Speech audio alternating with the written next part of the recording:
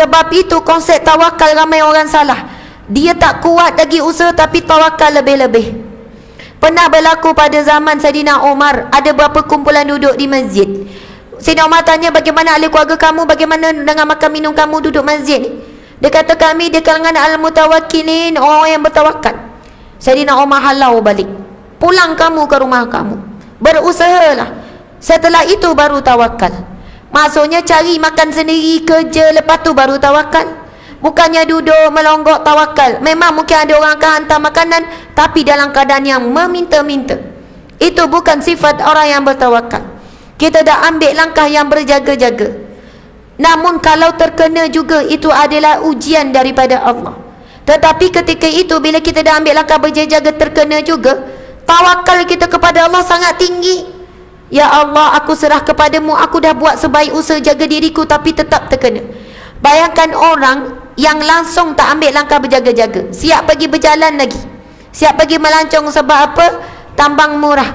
Bila terkena, apa yang akan jadi pada dirinya? Apa yang akan orang kata? Itulah kamu tak berjaga-jaga, kan dah pesan kenapa ni. Masa tu kau dicakap saya tawakal. Itu bukan tawakal. Tawakal datang setelah berusaha bersungguh-sungguh. Serahlah kepada Allah apa keputusan dan ketetapan Allah di atas usaha yang kita buat. Masya Allah, Allahu Akbar. Sebab itu dalam tempoh ini kita kena tolong menolong masyarakat dengan kerajaan, dengan jabatan kesihatan. Jangan pula kita mengambil mudah sebab tak terkena dengan ahli keluarga terdekat. Kalau dah terkena, serik 14 hari kena kuarantin. Ibu-ibu 14 hari tak keluar dari rumah, boleh ke? Jadi apa tak tahu?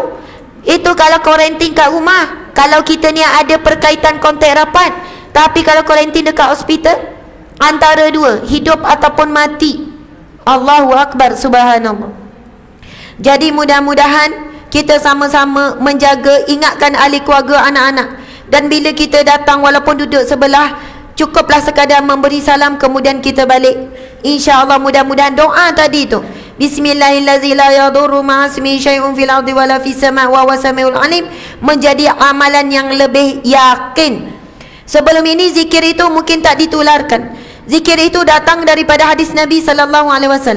Barang siapa yang membacanya, tidak akan dikena dengan apa-apa mudarat di antara langit dan bumi. Kalau sebelum ini belum berjadi wabak, kita baca dalam mak surat tapi dengan tak rasa apa-apa. Tapi sekarang sebenarnya Allah sedang didik diri kita, menambah-nambahkan keyakinan kepada Allah.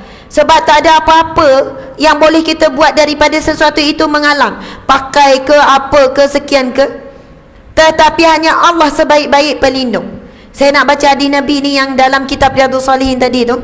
Nabi bersabda, barang siapa yang keluar daripada rumah lalu dia membaca zikir ini, doa ini, Bismillahi tawakkaltu ala Allah, la hawla wa la quwwata illa billah. Ulang lagi sekali, Bismillahi tawakkaltu ala Allah, la hawla wa la quwwata illa billah. Kalau saya masuk kereta, kita ada beberapa doa kan. Doa masuk kenderaan, kemudian itu juga wajib keluar je daripada rumah, wajib baca tu. Dengan nama Allah aku bertawakal kepadamu. Bismillahi tawakkaltu ala Allah. Dengan nama Allah aku bertawakal kepadamu. La haula wa la quwwata illa billah. Aku tidak ada daya, tidak ada kekuatan melainkan daripadamu.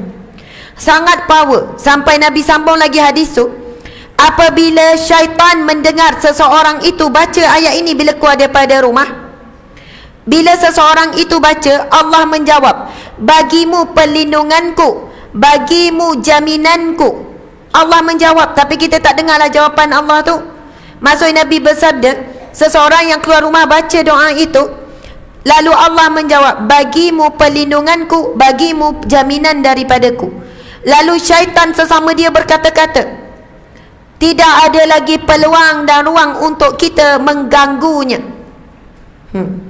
Saya bila baca hadis ni, saya kata, ya Allah, bila ada seorang cakap macam ni, syaitan ni kecewa sama dia. Dah tak ada harapan dah nak ganggu dia, kerana dia dah dapat perlindungan Allah, dah dapat jaminan daripada Allah. Allahu Akbar, subhanallah. Sekarang masing-masing cari doa, cari zikir, beramal. hikmah yang besar bila berlaku sesuatu ujian musibah seperti ini. Ramai di kalangan kita mula kembali kepada Allah Subhanahu wa taala. Kalau dulu sebut Allah, Allah biasa je. Tapi dalam keadaan ketakutan seperti ini, rasa tu masuk ke dalam. Ya Allah, ya Allah. Baca berita makin meningkat. Ya Allah, ya Allah. Rasa tu lain. Dulu tengok dekat Wuhan je. Kita masa tu masing-masing keluar perkataan yang tak sepatutnya. Pada muka lah, apalah, macam-macam. Tiba masuk menular ke Malaysia. Ya Allah, dah masuk Malaysia. Tiba masuk menular ke negeri dia. Ya Allah, dah sampai negeri. Sampai dekat kampung dia. Ya Allah, lagi dalam lagi.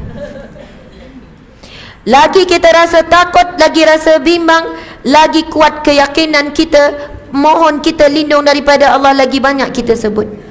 Bayangkan kalau kita ada anak, anak ni sebut macam ni. Umi, Umi, minta tolong Umi. Hanya Umi je boleh tolong. Harap pada Umi je. Saya tak mampu, saya tak ada apa-apa, saya tidak ada daya, saya tak. Umi je.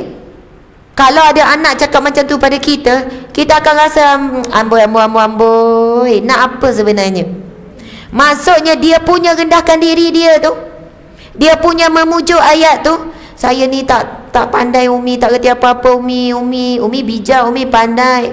Saya harap pada Umi je, tak boleh nak harap apa-apa. Sepenuhnya pada Umi. Kau nak minta tolong apa? Cakap je. Contoh. Bila kita meminta dengan Allah, hina, kosongkan betul-betul. Sebab itu kalimah tu, Bismillah, dengan namamu ya Allah, aku bertawakal. Maksudnya aku berharap sepenuhnya kepadamu. Ada orang dikelilingi dia, ada doktor-doktor pakar. Jadi dia sangat bertawakal dengan doktor-doktor. Doktor yang terbaik kan. Saya percaya doktor boleh sembuhkan saya. Dengan kumpulan doktor yang hebat ini, saya percaya orang yang begini dia diuji. Sebab dia berada sekeliling orang-orang yang hebat. Akhirnya dia menggantung harap pada manusia, bukan kepada Allah. Tapi sampai ketika kalau orang itu diuji, tak ada manusia yang boleh tolong dia. Ketika itu barulah sepenuh dalam hati dia, Allah, Allahu Rabbi, Allah, Allah, engkaulah Tuhanku ya Allah. Sebab ketika itu dia diuji dengan tidak ada siapa yang boleh bergantung. Kita saat kita hidup, bila kita ada orang ramai keliling kita yang boleh bantu, kita jarang sebut nama Allah dengan hati. Masalah telefon anak, okey mak, jangan risau. Masalah telefon suami, masalah telefon adik-beradik. Tapi bayangkan satu ketika semua manusia menolak. Minta maaf lah, tak boleh nak tolong. Minta maaf lah mak, memang sebab mak cari pasal, sebab tu mak macam ni, saya tak tolong dah mak. Pandai-pandai lah mak. Anak pun menolak, suami pun menolak. Mungkin akhlak buruk ke apa, anak pun tak suka, suami tak suka, adik-beradik pun tak nak tolong. Akhirnya ketika itu mungkin dia terduduk di atas sejadah. Ya Allah, hanya engkau tempat aku mengadu ya Allah. Dan Allah tidak pernah menutup pintu untuk hambanya. Walaupun hamba itu ketika dia sehat, ketika dia kaya, ketika dia senang, dia melupakan Allah. Tak ada Allah tutup engkau masa tak ada orang baru cari aku. Tak. Allah tidak pernah menutup pintu untuk hambanya. Allahu Akbar, subhanallah.